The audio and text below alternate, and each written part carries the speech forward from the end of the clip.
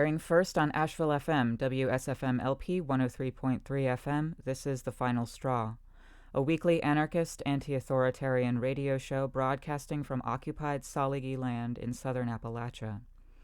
We bring you voices and perspectives from people, projects, and struggles around the world engaging in the long project toward liberation. You can email us with questions or suggestions at thefinalstrawradio@riseup.net or at protonmail.com, or send us letters at P.O. Box 6004, Asheville, North Carolina 28816. This show is brought to you by Firestorm Books and Coffee. Located at 610 Haywood Road, Firestorm is a locally owned co-op specializing in offbeat, underground, and independent literature. You can find a sample of Firestorm's books and zines, plus a full calendar of events at their website, firestorm.coop. Hey everyone, it's William here of The Final Straw. It's a little difficult to know where to begin because, things have felt like this ever-shifting platform of sand and have been uncertain and difficult to pin down lately. The logistics of all of our lives are up in the air right now. Many of us are socially isolating and out of work. Many of us are working overtime plus without really expecting to. Speaking for myself, this all escalated way quicker than I originally thought it would, despite warnings from people way smarter than I, and if you're listening right now, I'm sorry I didn't heed those warnings. This kind of feels like the big one, but while our futures might seem more and more uncertain, we at TFS are committed to being here with you through it as best we can. I am/was a restaurant worker, and while stuff is frankly effed for me right now and for most people, it's oddly refreshing to be able to do stuff that I care about in a different way than I care about cooking, and TFS is definitely one of those things, so I'm happy to be here with y'all. So today we have a show about COVID-19, specifically how the pandemic is being handled in prisons and in ICE and immigration detention. This show includes a lot of voices, and we structured it that way in order to both include as many perspectives as we could, and also to take some of the expectation that interviewees speak to us for an extended period of time. Everyone who is working on this is very busy right now, and we wanted to respect that. In this show, the people you're going to hear from are Rebekah Entralgo, who works with the nonprofit Freedom for Immigrants. You'll hear from Finn, a healthcare worker and member of Mutual Aid Disaster Relief, working in an outbreak epicenter here in North Carolina. You'll hear from Elijah, who is incarcerated at Waupun Correctional Institution in Wisconsin, where there is a COVID-19 outbreak and they are currently on lockdown. And finally, you'll hear from JM and Nikkita of, among other groups, COVID-19 Mutual Aid in Seattle. Because I couldn't include everything that each person said in full, and frankly that was the hardest part of editing this conversation, I'm making a page up on a collection at archive.org, which will include each interview in full if you'd like to hear those, and if this format doesn't work for you so good. Many thanks go out to everyone who was interviewed, and a special thanks to Ben Turk and the folks at Forum for Understanding Prisons, who passed along his phone call done a few days ago with Elijah. More about them, their updates, and lists of demands can be seen at prisonforum.org. Keep an ear out for an accompanying podcast from us being released simultaneously with this broadcast, where I spoke with Bill Flavin of Indie Labs, which is a nonprofit lab startup attempting to mass-produce medical-quality oxygen, 3D-printed N95 masks, ventilators, and even COVID-19 testing kits using open-source and crowd-funded means.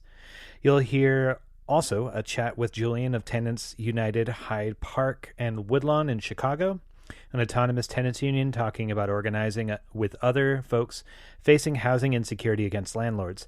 The easiest way to hear this chat and our increased quarantine output is to subscribe to our podcast. Links on our website, thefinalstrawradio.noblogs.org. And also check out our show notes for an invitation to call the North Carolina Department of Public Safety and the Governor's Office to demand the release of nearly 125,000 prisoners over the age of 55 and additionally all prisoners with pre-existing health conditions that make them more susceptible to infection and possible death of coronavirus in the North Carolina system. Wherever you're listening, consider getting together with other folks in calling jails, prison agencies, and executive branches to demand similarly the release of, at the very least, the aged, infirm, folks in pretrial detention, folks with upcoming release dates, and those who are being held because they can't pay bail. My name is Rebekah Entralgo, and I'm the media advocacy strategist at Freedom for Immigrants.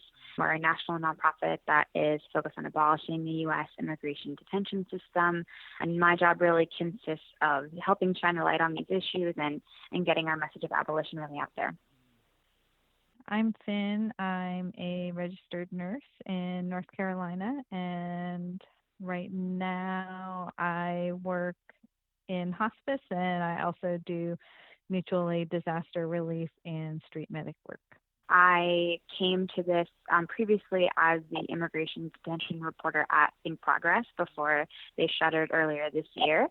And then I was a radio producer, actually. I produced for a number of news magazines at NPR, so Here and Now, which is their afternoon show, and then some local member stations in Florida where I'm from. And so I really came to this, I have an immigrant background. My parents are both immigrants, and I did some immigration reporting in Miami. And then at In Progress, obviously, where I covered immigration, and I'd worked with Freedom for Immigrants on a couple of stories, really speaking to people, they connected me to people in immigration detention, and I was kind of left from these conversations and from these stories with a sense of really wanting to do more. I felt bad that in my mind, I was speaking to these people who were really suffering in detention, and I would speak to them for 15 minutes of the day, and then I would never speak to them ever again, and get their quotes from them. And so in this space, I'm really it's media work, but also it's advocacy work in helping organize campaigns for people who are on prolonged hunger strike or for people who, we're doing deportation defense campaigns for. So I really wanted to do more advocacy organizing work, but I have a journalism background. I'm JM, and I'm located in the Duwamish Territory, Seattle, Washington. I am involved in a group called Parasol, Pacific Rim Solidarity Network. We are a left Chinese diaspora formation here in Seattle. We have a lot of connections with folks in China, Hong Kong, and parts of Asia. And I'm also part of an abolitionist community out here in Seattle that's been organizing with folks who are incarcerated and formerly incarcerated, and just been involved in movement work here. And I'm Nikkita. I am a part of the same group with JM that's building a vision for abolition in our region in the Duwamish Territory, Seattle, Washington, and also a part of No New Youth Jail, which has been a concerted effort since 2012 to stop the building of a new youth jail in our county. That jail is now built, so we've transitioned that campaign to Shut It Down, Repurpose the Facility campaign and Free the Youth. I also am a part of the Seattle People's Party, which is a grassroots party that uses the platform of political elections, the concerns and stories of communities that are marginalized in our region. And I'm the co-executive director of Creative Justice, which is an arts-based, healing-engaged alternative to incarceration that we hope to see become the model for how we address harm and health in our communities. We're both part of a broad COVID-19 mutual aid network here in Seattle, and we are doing the horizontal mutual aid here and worker solidarity work, and then we have a work group that's doing abolitionist public health. And it's important, I think, to frame that under the mutual aid support that we're doing, so there's not a division. I am in the Raleigh-Durham area of North Carolina, so we're kind of at the epicenter of the North Carolina outbreak. It's slowly radiating out from here, unfortunately. And locally, especially over the past week, as people have started to really come to terms with the gravity of this disaster, we're seeing a lot of businesses shutting down. Of course, all schools in North Carolina are now shut down, and the governor just banned any gatherings over 100 people. Stores are very cleaned out of perishables, cleaning supplies, vitamins, I found out.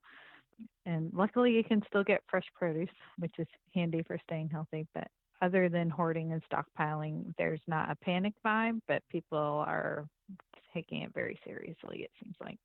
So we're here to talk like specifically about the prison system, and the prison system here is not all that well known for providing people with adequate health care, to say it mildly. Like, what are some unique hurdles to health care, specifically care for COVID-19, that prison has?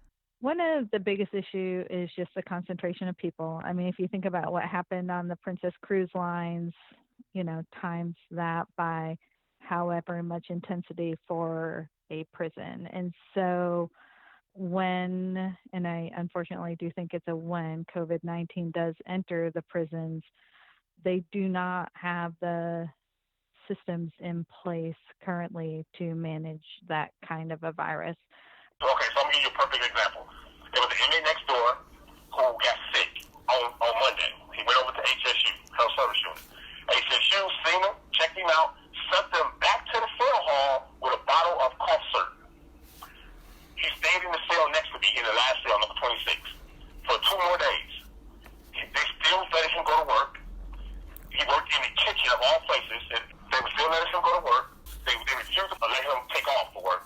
They were still letting him go to child hall with us up until Wednesday morning. Wednesday morning, they were still feeding us in the child hall. When the mandate came out from the government saying no social gathering of 10 people or more, they were still forcing us to go to the child hall Wednesday morning. The dude that was next door to me was physically sick, runny nose, coughing, sneezing like crazy. He was in the child hall Monday morning. Monday morning, we had Rice Krispies and some type of breakfast cake, juice, and milk. He was there. It wasn't until Wednesday night on third shift that a supervisor and like 4 COs came to his cell right next door to me and took him out of here and quarantined him. So he went 2.5 days in this cell next to me, sick as hell. We don't know what he got. With this lockdown is the fact that there's over 1,200 inmates here. We are 140% over capacity in this prison. So with close living quarters and it being overcrowded, the disease can spread easily that way. Even the National Institute of Health director said this. This is why they said social gathering is not a good idea. No more than 10 people together at one time. And they have us trapped in here like sardines. Waupun Correctional Institution is 140% over the capacity limit. So with this disease in this prison, and we're the first and only prison that came out to say that coronavirus is here. I believe in other prisons that have it, they just don't want to come out and say it. What we're seeing right now is we're seeing more people in immigration detention than ever before for longer than ever before. So not only is there an increase in the number of people who are in immigration detention, but the Trump administration has really sort of cut off really all, avenues for people to get released. There are people who are in an immigration detention who have family members in the U.S., have friends, have sponsors in the U.S. that can take care of them if they're released, they're just not being released to those people. And so as a result, we're seeing an increase in prolonged hunger strikes. These are people who have chosen to put their bodies on the line for a shot of freedom. And in that, they are getting force-fed, force-hydrated, which is against a lot of conventions against human torture. They got certain tiers, like the top 2 tiers are single cells. Now, the reason I say is overcapacity because there were tiers that was never double cells. They put bunk beds in the cells. So I give you an example. Let's say like B tier in the North Cell Hall. Let's say all those cells on the back of B tier was single cell, right? Well, when they started doing all this revocating everybody, they needed bed space. What they do was they put bunk beds in a cell of a single cell. So you went from, let's say for instance, if you got 25 cells and 25 inmates on one tier, now that 25 inmates is now 50 inmates. That's some foul shit. Something that we're really focused on at Freedom for Immigrants is that detention in and of itself is a form of torture. You're confined in a very small space, you're separated from your family. And that's another thing is that, we talk about family separation as a border issue, but family separation occurs the minute an ICE agent separates, a father from their children, or separates a mother from their children, or an aunt or grandmother, whoever. And we put out a full report on the extent to which immigration detention in and of itself is a form of psychological torture on people. And so for us, yes, the conditions are terrible, but for us, it's the entire system that is terrible, and that there is no form of immigration detention that can be conducive to the mental and physical health of the people in their custody. They currently don't manage the healthcare issues that they already have in the prisons, and they're notorious for very late testing, very late diagnosing, and just generally providing inadequate treatment. So that to me is a recipe for disaster. We're already dealing with that nationwide, inadequate testing, late testing, and I think that those problems will all be significantly worse in prisons, combined with close quarters, inadequate ventilation. This is what's been going on in this cell hall about far as keeping the cell hall clean. They have tier tenders. Tier tenders are inmates that work on individual tiers. I'm on F tier in the South Cell Hall. This is what they call cleaning up. A tier tender came down with a spray bottle and sprayed the top rail from the beginning of the tier all the way down to the end of the tier. I'm at the end of the tier. There's 26 cells on each side. So then you go around the corner, it goes from 27 to 52 on the other side. And he literally sprayed the damn top rail bed. Didn't wipe it down. Just sprayed it and kept walking. That's what they call intensely cleaning the cell hall. They're not passing out any cleaning supplies. But when they do pass out the spray bottles, they're not giving us any towels or rags or anything, or paper towels, and wipe down whatever you spray. So they give us the disinfectant spray. Spray your toilet, spray your door, the bars or whatever, spray your sink, and you got to hand it straight back to them. But they're not giving you anything to wipe it off with. You're supposed to use the tissue. Now, here's the problem with that. When we run out of tissue, the guards don't want to give us extra tissue because they only pass out tissue on certain days. Yeah, so they don't want to give us extra tissue or give us another roll when we're using the tissue to wipe down because they don't want to give us towels and rags. To be quite frank, in our county, King County, where there's the most major outbreak, we actually have not seen a very concerted effort on the part of administrators when it comes to the youth jail or the adult King County jail or the Regional Justice Center, which is in Kent, to actively figure out how they can protect our incarcerated loved ones.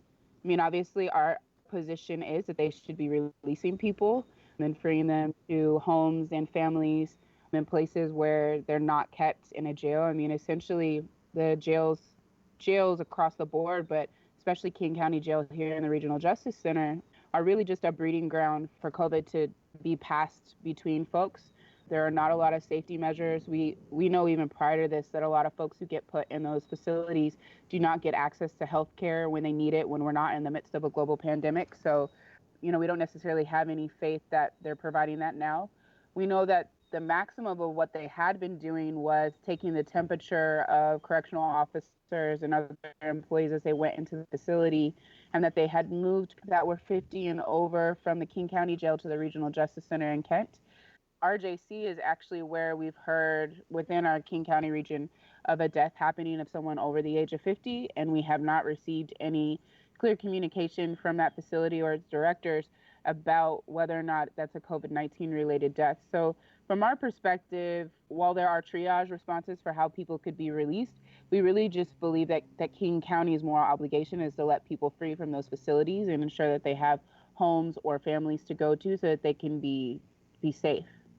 And the current screening criteria is really lacking, and we haven't heard of any kind of mitigation plan that's made public that actually seriously considers the health and well-being of folks inside, and is really egregious considering that this is the epicenter of the epidemic, and there are other cities and towns that are already releasing people, and King County just hasn't been having that conversation.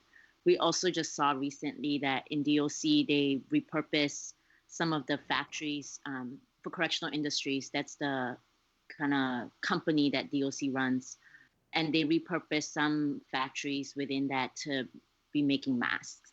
There's always been prison labor, but now prison labor in there is directed towards public health, quote unquote, public health efforts, but the folks who are making it aren't actually in safe conditions themselves. So that's really egregious.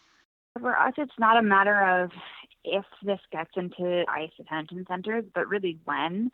You're seeing this happen in New Jersey at the Elizabeth Detention Center there. There was an ICE officer at the facility who is self-quarantining because they have exhibited symptoms of COVID-19. And so this goes back to, what I was saying is that, we do have these staff members coming in and out of the facility every day. And there really seems to be no protocol for how ICE is, planning to go about that.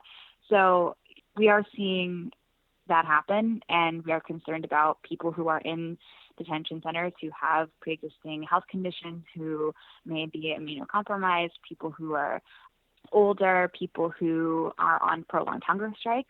We are currently in regular communication with people who are on day over 100 of a prolonged hunger strike and are being force-fed, and we don't know what the disease outbreak would do to them in their current state.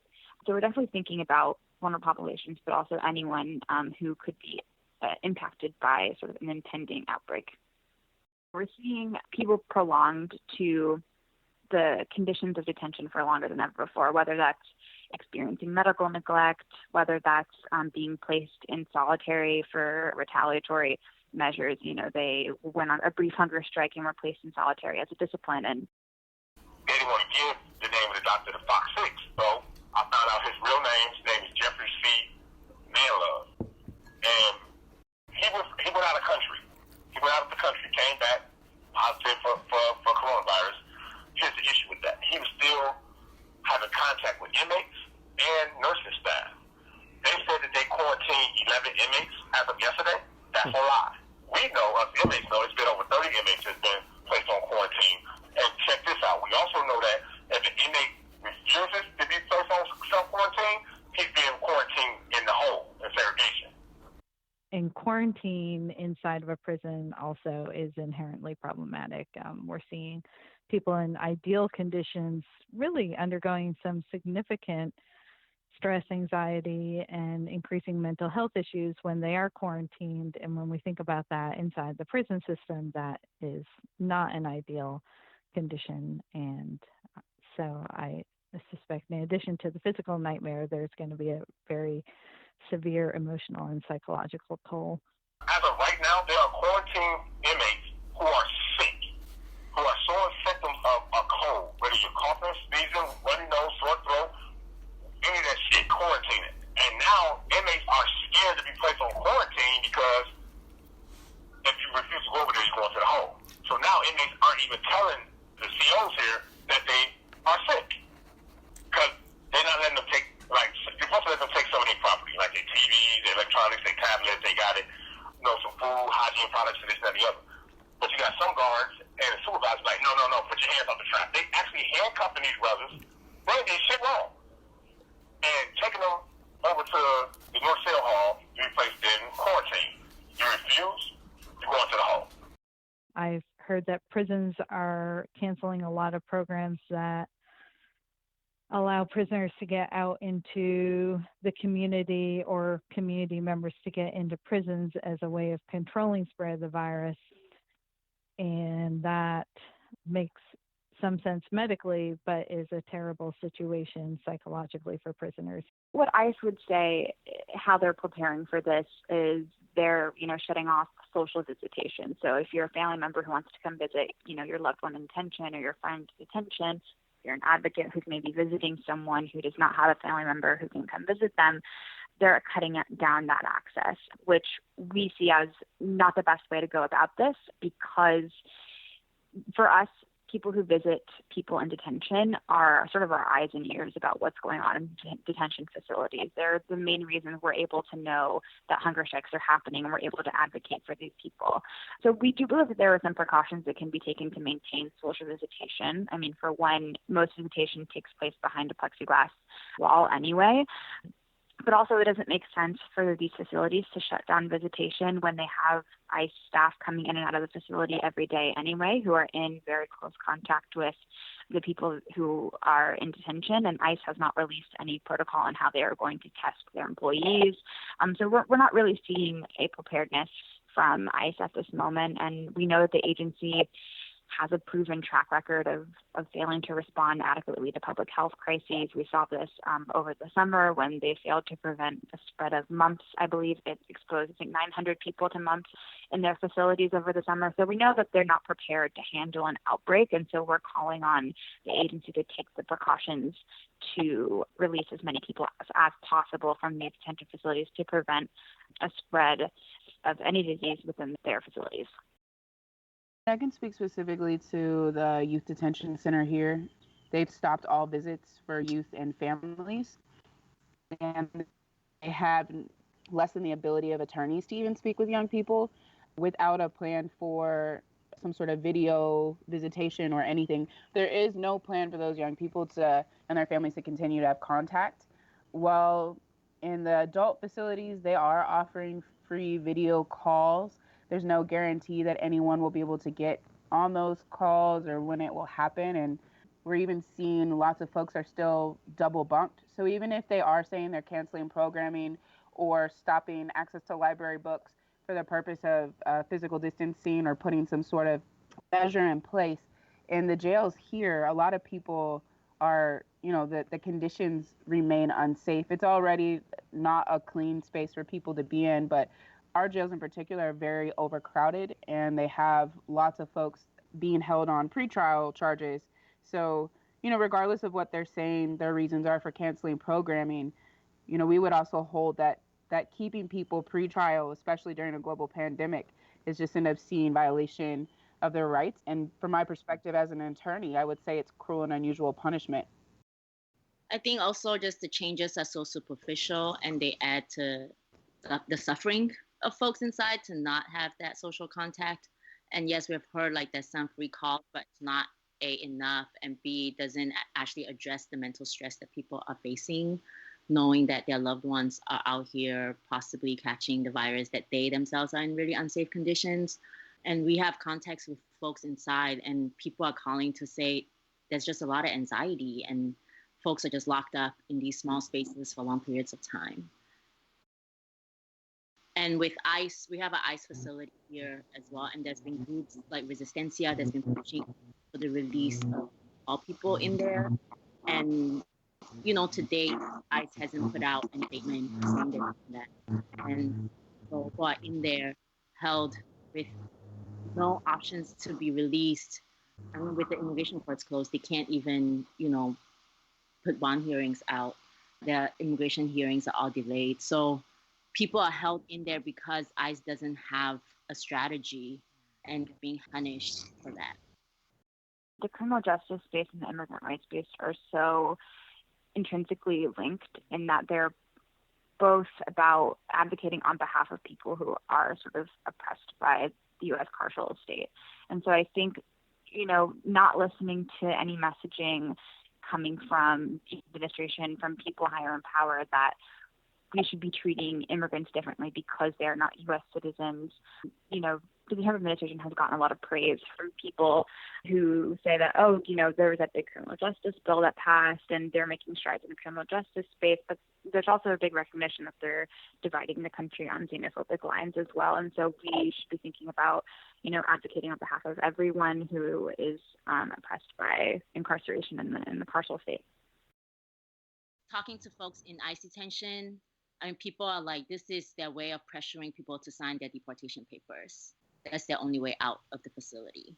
Just as a delay of the whole process. And people are already on the verge of signing their deportation orders because they're so tormented in there, not knowing how long they're going to stay in. But now with this COVID-19 emergency, it's just even more unsafe to be in there. And with no viable release in sight, people are like, that's the conversation that's happening. And it's, I would say it's also disturbing that they're stopping ICE courts and opportunities for people to have, obviously detention reviews. But in King County, they're keeping the criminal courts going. So for the past week, folks who, have first appearances or have some sort of pretrial hearing, they have been expected to continue to come to court and sit in holding cells and tank-like areas, even though we obviously have orders asking people to remain home, to respect social distancing, to be 6 feet apart. I mean, there just seems to be a very concerted effort on the part of the state to keep in place these measures that are intentionally very oppressive, whether it's the closing down of ICE courts and the keeping open of criminal courts, or it's the unwillingness to release people, even folks that are pre-trial. There just seems a real effort to use this public health crisis as a way to continue to further build a foundation for all of these very colonial imperialist ideas around how do you create public safety.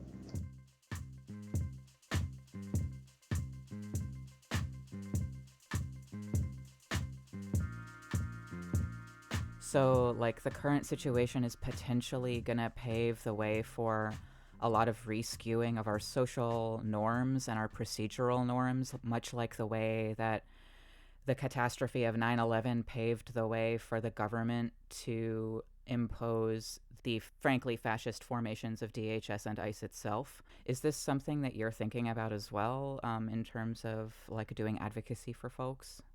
Yeah, I mean, we're definitely thinking about the ways in which the government is responding and how it can have an impact on the people in detention. For us, I think we don't want ICE and DHS to use COVID-19 as an excuse for them to isolate more immigrants and to use it as an excuse for spreading, xenophobic and racist messaging, needing to close the border, et cetera.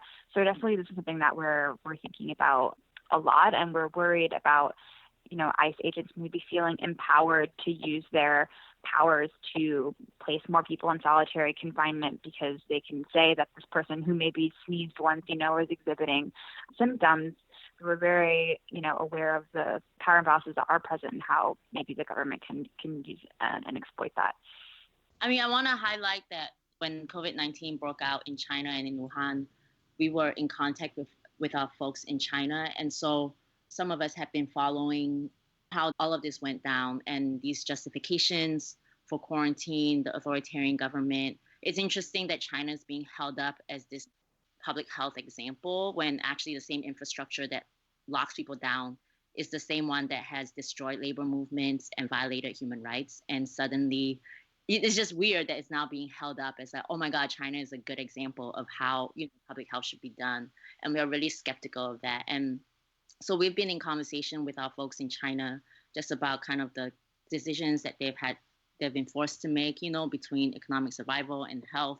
So all this is playing out globally. And we had done fundraisers back in January to support our folks over there. And then when it hit us here, our folks over there told us you should just keep the money and keep the masks and hand sanitizer. I mean, at least we have healthcare and you guys have a shit healthcare system. So that's interesting. And one way in which I've been trying to think about this is rather than feed into this racist anti-Asian sentiment of where this virus comes from, which, we can have a long conversation about how this virus emerged, but rather than feeding into anti-Asian sentiment, we want to use this as an opportunity for us to actually be asking our friends and families in China, how did they survive this? This is a time for global solidarity and for people to be sharing information because that's what the governments are doing. They're sharing information on how to up the militarization, how to enforce these lockdowns. They're sharing all their intelligence. And this is a time for us actually to be sharing and learning from each other's experiences. So we want to reshift and reframe that narrative. But yeah, I mean, in Seattle, Chinatown in the last few months, before COVID-19 hit Seattle in the same dramatic way, I mean, the Chinatowns have been losing businesses. I haven't heard of people being directly attacked, but I know for myself, I had been very wary of wearing a mask because I know, the way people think about it is you're an Asian person wearing a mask. But the joke's on them because, wearing a mask has been an important part of the public health strategy in Asia. And it's not about people being sick. It's about protecting each other. And I would also say, a huge part of this that I feel like is motivating our mutual aid work is I think racialized capitalism is being exposed for the fallacy that it is. And how do we provide language to our grassroots community members that are really seeing this and experiencing it, as well as tools for how do we move and continue to grow our collective consciousness? Understand that as a part of our abolitionist vision and those movements as well, understanding these things are all interconnected, and really just trying to help people gain the language and analysis, but also the skills and for what does mutual aid look like in this time, but also what does mutual aid look like after this point. I think it's just really important for us to be building those networks and figuring out how they sustain. This is the Final Straw radio show, and William Goodenough. You are listening to a group of people who are all doing advocacy work around the COVID-19 pandemic as it relates to incarcerated people. Will you talk about sort of like preventative measures? We've all been hearing a lot about like masks versus hand sanitizer. Is there something that would be more useful that like nobody's talking about in your opinion, or like a better way to like halt the spread of COVID? I think the magic formula, and I think most people who are outside the prison system are attempting to do this, is hand washing, hand sanitizer, and social distancing. Soap and water is the very best method to get your hands clean. Hand sanitizer, if you have made sure that it is a strong enough hand sanitizer and at least 60% alcohol, and be a good substitute when needed. Social distancing, which is almost impossible inside the prisons unless people are in isolation, seems to be part of the formula that really does prevent the spread of COVID-19. Masks, if you are sick and you think you could be infected, then definitely wearing a mask and, if possible, an N95 respirator mask. And for the rest of the population, I really don't think that masks are anywhere near as helpful as social distancing. Don't shake hands, don't hug, and keep that 6 feet between you and other people, 6 feet being the amount of distance that droplets can travel after a cough or a sneeze. It's crazy in here. And then you got guards that's lying. Yesterday, a guard was lying, saying did nobody contract coronavirus and blah, blah, blah. Then the shit came out on the news, and he laughed about it. Then they had a guard that came on Fox 6 that wanted to be kept anonymous because he was lying. He said that they don't have hand sanitizer because the inmates were drinking. I did 16 years in this system, 16 years straight, and inmates never had access to hand sanitizer. For him to make up a lie and say the reason why officers don't have hand sanitizer because we were drinking, even if they had hand sanitizer, inmates don't have access to it. I know people who make hooch so good that it's like drinking liquor on the street. Why the fuck would they drink damn hand sanitizer? I've never, ever, ever seen it in prison. That dudes are trying to steal bottles of hand sanitizer that we don't even have access to in the DOC, especially in the max prison. I heard that the COVID virus can spread via air vents, and like that is a thing. Maybe that is a particular concern for prisoners. Like, would you agree with that? It's one of those questions that's up for grabs, but it is strongly suspected that it somehow spread via the ventilation system on the Princess cruise lines, because despite strict quarantines, the virus continued to spread even after it should have. After 2 weeks of quarantine, it should not have continued to spread, yet it did. And so the concern is, it's generally considered to be a droplet and contact transmission, but there are definitely some very real questions there about if and how it is traveling through air vents. But I do feel pretty certain that if it spread that rapidly and that thoroughly on the cruise ships, that it will do so again in the prison system. I can't imagine how it wouldn't, even if we don't exactly understand how that spread is happening. And that's in an ideal situation in terms of quarantine, where if they were able in a prison to even quarantine individually sick people, which is unlikely. that would even happen. So that's all the ideal scenario. In the reality scenario in prisons, a lot of people are in dormitory style cells or in cells with at least one or two other cellmates, and just in very tight quarters during meal times, during even inside their cells. So I think it will spread quickly. They don't have a dorm here, but they got one in Green Bay. GBCI is a maximum security prison. That's the only maximum security prison that has a dorm. So imagine what they're going through. 108 beds in their dorm too. Viruses are very hard to treat because they embed inside our cells. They're tricky to destroy because to outright destroy the virus aggressively can outright destroy the cells. So they have to come up with a lot of very, very astute ways of trying to kill viruses. And that's why viruses are so much harder to treat. Bacteria is easy to treat. Antibacterials go in and kill the bacteria and they don't kill our cells, but viruses are much different. So right now, the antiviral cocktails might be effective. It's hard to tell at this point, but mostly we're doing symptomatic treatment. You know, one of the things they're relying on is early mechanical ventilation in the worst case scenarios, which is something that happens in intensive care. You put people on a mechanical ventilator, a machine that can breathe for them when their lungs start shutting down from the virus and they're not really breathing well for themselves anymore.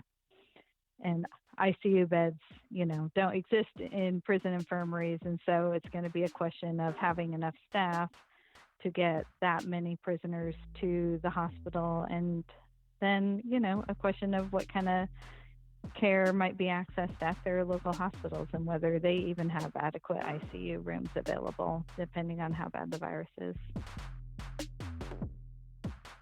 Will you talk about healthcare staff in prison? I understand that that's like, at the best of times, sort of a critically low point that prisons experience in terms of staffing.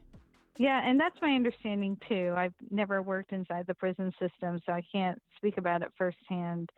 But my understanding is that it's extraordinarily poorly staffed, and therefore people are getting very inadequate healthcare treatment inside the prison system.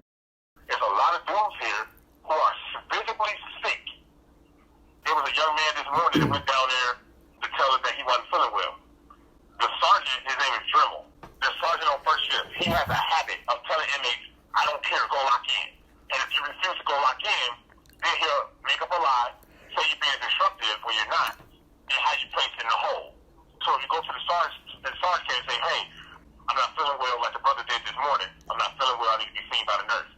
He said, I don't care, go lock in. Now, if the brother didn't go lock in, he was going to tell him that he was being disruptive just so he can get placed in the hole. So he will have to deal with the shit. Now, it's brothers here that's afraid to go to the sergeant and tell them that they're not feeling well because they're scared that the sergeant's going to say, go lock in. I don't care. And if you refuse, you go into the hole. And if we're looking at situations where an inadequately staffed system becomes worse because staff also are just as susceptible to coronavirus as everybody else, especially if they are working every day inside the prison system. So once it's in the prisons, it's going to be spreading equally to prisoners and staff. So there will be less staff, there will be less medical staff, less cook staff, less of whatever people are actually helpful in a prison will be affected, and there will be fewer of those folks around to help. In our country, the lack of response and the lack of testing are the biggest issues. Lack of response by the powers that have the ability to fund our public health system have not been doing so for many, many years. And the public health system has its hands tied because of lack of funding and because they are required to respond to the mandates of the government. And the public health system is frankly what we rely on in a situation like this. As street medics and disaster relief folks, like, we don't have access to COVID-19 testing, and we won't for a long time. And if we had a system in which people could get tested early, frequently, and at any signs of illness that were suspicious for COVID-19, I think we'd be going a lot further in managing the spread of this disease. And I feel like all of these things needed to have been happening 2 months ago. I think we're a little late in the game at this point. It's really a public health nightmare on so many levels. Now, I got something for that. I'm gonna read this to you, what they said about this lockdown. He came out yesterday with that statement he gave to Fox 6.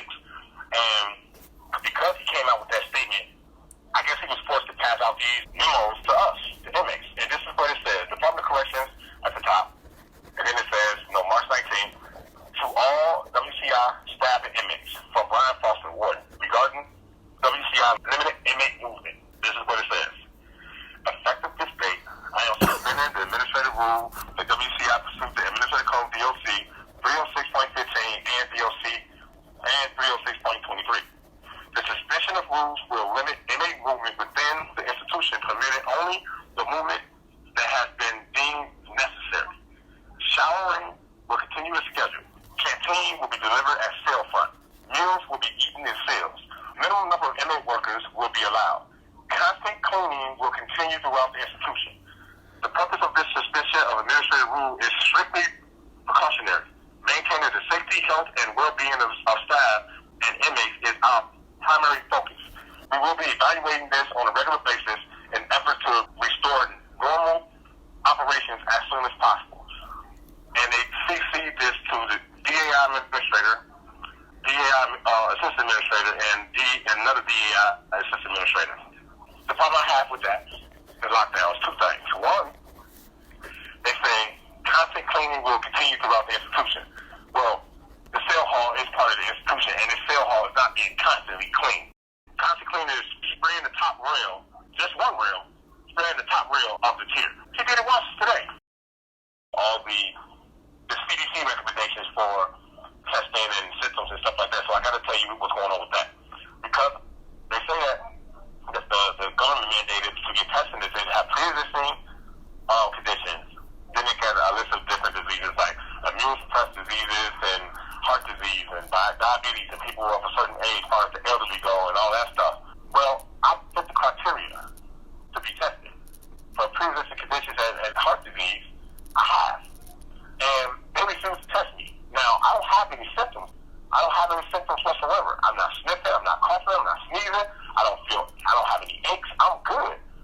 But here's the issue though. Donovan Mitchell, who is one of the best shooting guards in the NBA, Kevin Durant, hands down one of the best shooting guards in the NBA, both tested positive for coronavirus. But they don't have any symptoms. See what I'm saying? They tested positive for coronavirus. They have the money. They are celebrities. So these celebrities and these people of higher prestige are getting these tests, and people like me or you or regular folk aren't getting these tests. The DOC is not testing us. They're not testing me. They're not even responding to my request list. This is the Final Straw Radio Show, and I'm William Goodenough. We are hearing a group of perspectives from people and projects around Turtle Island doing advocacy work for heavily impacted populations and for incarcerated folks who are experiencing the very real danger of COVID-19 in prison facilities. We're about to hear more about sort of what to expect from this pandemic as it spreads, and we're going to hear some concrete things that listeners can do to sort of help get people's backs in this very early but very tumultuous point in the spread of this pandemic. Do you have any sense of for how long the virus will be sort of around and in societies both like inside and outside of prisons? Basically, I don't know. I do think we can look to China a bit for some information on that, and I believe yesterday they recorded 4 cases of community transmitted virus out of 11 new cases, and the rest of the 11 came from people coming in from other countries traveling back to China. So now China is, getting new cases from other countries that initially spread from China. But things do seem to be getting better there. And that's been it was first reported December 31st, I believe. So, we can assume it was starting to really get going, definitely by mid-December, if not earlier. So I think that was about a 3-month process, a little more probably. So, and their public health system may well be better equipped to handle this than ours is. I hate to say that, but I think that may well be the case. Not that I think their government has handled it well, but they were able to just emergently erect new hospitals, and they weren't able to do a great job, but they were at least doing a somewhat okay job of meeting the needs. And I feel like we're at risk for not doing even a somewhat okay job. But it all remains to be seen. We just don't know we don't know how bad it's going to get. We don't know whether we'll have enough hospitals. We don't know whether we'll have enough ICU beds. What we do know right now is we don't have enough tests, and people are not getting tested who need to be tested. I personally have friends, I think probably a lot of us do, who have already gone to the ER with very characteristic symptoms, who are in higher risk jobs, and they've been turned away. We just don't have the testing. In your opinion, what are some things that listeners can do to help out incarcerated people and also people who are not incarcerated? I would say the most immediate thing that people can do to not only support Freedom for Immigrants, but to get if you're concerned about getting as many people out of immigration detention as possible, I would recommend to donate to your local bond fund, which is similar to cash bail. And Freedom for Immigrants has one that's focused on immigration detention. It's a National Immigration Detention Bond Fund, and you can find it at freedomforimmigrants.org. And we currently we're unfortunately low on bond funds at the moment, but we do have a list of people who would be able to bond out of immigration detention if we had the funds to. And this is something I think maybe people don't understand about the difference between bail and bond, is that with immigration detention bond, there is no upper limit that can be set. I think the minimum is $1,500, but we've seen bonds as high as $100,000. So, just a real acknowledgement that is a real barrier keeping people from being released. And if you would like to, get involved and make a real tangible way to get someone released, donating to your local bail fund or bond fund is a great way to do that. We just sent our letters to the governor, to DOC, to King County Executive, to the mayor, and we are hoping to get sign-ons to those letters, and then we are strategizing around an escalation strategy. But we definitely hope folks can put the pressure on these folks in power to say no one is disposable, and this is a time more than ever to release people who are incarcerated. Yeah, and we also have a horizontal mutual aid GoFundMe site, and the idea of that is to support people who can't access state resources, like undocumented communities or folks who are working, sex workers working on the streets, gig economy workers, especially non-English speakers right now. So we have that on our Facebook and Instagram.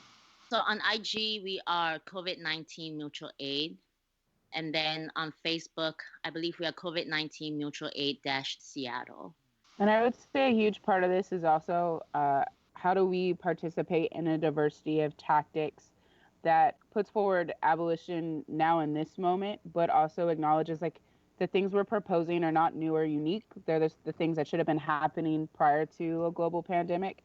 And, partnering across the board with folks from nonprofits to institution and systems folks to grassroots organizers, I would say the challenge right now is figuring out what does escalation, what does activism, what does direct action look like in a time of physical distancing, which is absolutely necessary for keeping our communities healthy and navigating kind of this slightly new world of community organizing that right now is very digitized, and figuring out what does the diversity of tactics look like when we're all in our separate homes, and how does it continue once we are allowed to be in shared spaces. Yeah, and I think along that line, it's just this is the time for autonomous, decentralized movements to take place, and I was a nursing home worker before, and the fact that this started in a nursing home, and I don't know if you heard about the story of it, that management actually knew that coronavirus was in the nursing home, but they didn't tell the workers, and so it spread, and they didn't test the workers. It was just a lot of worker issues are coming up in exposing why virus spread here right now. And my sense is like workers' defiance right now is what's going to save us. Like management often doesn't give a shit. I mean, historically hasn't given a shit. I mean, it's so much of the profit margin, but it's the workers who are interacting with patients, who are interacting with their clients, and people who are directly impacted are the ones who give two shits about what's going on. And this is a time for workers to really take initiative and to think about what kind of brilliant solutions we have as people on the ground to this public health crisis, and not to surrender that to the cops or these, hierarchical institutions that are so far removed from the problem because they have their beautiful homes to retreat to. I am hoping, and I'm not as heavily involved in prison organizing as some of my comrades are, and so I say this with some trepidation because I don't want to be telling other comrades what to do, but I'm hoping that we are going to start seeing more phone zaps. We've already seen a few. It does seem like public pressure and public awareness does help at least a tiny bit with issues that are affecting prisons. Definitely putting that pressure on, getting those stories out in the media, and making sure that the voices of prisoners are being heard right now, because their voices desperately need to be heard. I mean, their lives are very much at stake. And so we need to get those stories out. And I think other than that, staying in touch and getting the stories from prisoners and writing letters, and if they're allowed to do video chats, doing video chats. I feel like we need to do everything we can. I would really recommend folks follow the Facebook page or the Instagram just to be getting updates on where the work is at. If you're a worker, there is a worker solidarity group that is focused on supporting gig economy workers, but I think also will probably be expanding as conversations around renter strikes grow, or other industries. Like Boeing here has still refused to shut down its factories and is putting a lot of people at risk after even having 9 or more folks test positive. And so if you're a worker and you're in an industry where they aren't concerned about the health of workers and they're refusing to pay wages for you to stay home, I mean, I think that the thing right now, the best thing we could be doing is actually ensuring people have the financial wherewithal to stay home, to stay in place, to take care of their health, to provide mutual aid to people. I mean, overall, we're all going to fare better. I think the other way is there are forums on the Facebook and on the Instagram where people can volunteer. And I think it is so important right now that we figure out what resources we have that we can share, what energy we have that we can share. I am as a nonprofit executive director, our team has decided that no matter what happens, we're going to continue to pay everyone that works with our organization their continued wages. And for whatever work they decide to do right now, or however they decide to move in community, really directing folks who have gatekeeper power when it comes to access to resources, or how they care for the folks in the industries that they're in, to be really thinking about what leverage do you have, what mutual aid can you provide from the position that you're in. And so there is a volunteer form on the page. There's also a request form. I think in the United States, on Turtle Island, we teach folks to be so individualized and not be a part of networks where we support and care for each other. And I think one of the best things we could be doing right now is, when we have a need, actually asking our community and being open to receiving and giving in that way as we start building these mutual aid networks and making them sustainable. And then lastly, from my perspective, if you do have additional income or the ability to donate to the mutual aid fund here in Seattle. I think that's a really important step to take. Like JM said, the goal of that fund is to support workers that cannot access state funding or undocumented workers and families. And it's really important that we figure out how we redistribute resources to communities that don't have access to bureaucratic resources. I know a lot of mutual aid networks are popping off in the country too. And, it's a legacy of resistance and resilience that, oppressed communities have done, whether it's called mutual aid or not. But that caring labor is inherently political. Mm-hmm. And we don't want the horizontal mutual aid to be disconnected from issues that are demanding like structural changes, like prison abolition and workers' power. We see that as all part and parcel of mutual aid, because we're not just, cute citizens trying to help each other out. Like we are like people in crisis who are supporting each other and building off of existing relationships and resilience. And we are demanding changes, and we're demanding community control in this moment. So we are really against or very critical of the liberal mutual aid, reiterations that erase race, class, gender divisions. We think that's all part of our mutual aid work.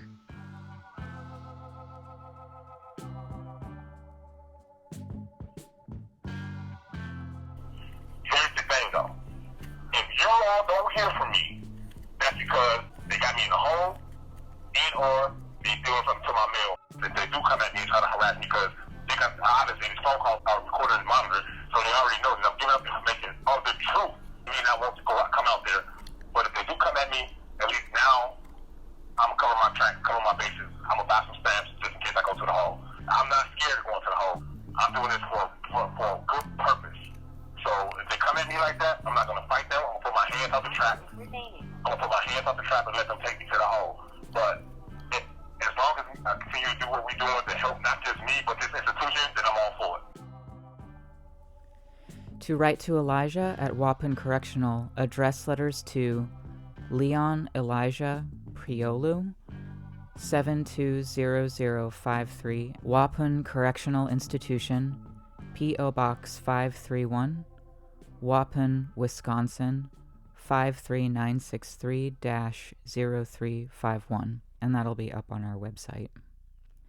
To get plugged into mutual aid efforts in Asheville, you can follow the Asheville Survival Project on Facebook. And if you are interested in donating to these efforts in our town, the Venmo is at AVL Survival. There are too many links to mention for time's sake, but please visit our blog post for this show, or just scroll down if you're listening on your phone to the show notes. You can see a list of people and projects that I'm aware of who are boosting prisoners' voices right now, including Kiteline Radio, Rust Belt Abolition Radio, Forum for Understanding Prisons, Fight Toxic Prisons, iWalk, and more. A list of people and projects that I'm aware of who are calling for immediate end to ICE detention, and a list of links from our guests. Let us know what you thought by shooting us an email to thefinalstrawradio@riseup.net or at protonmail.com. And stay safe out there.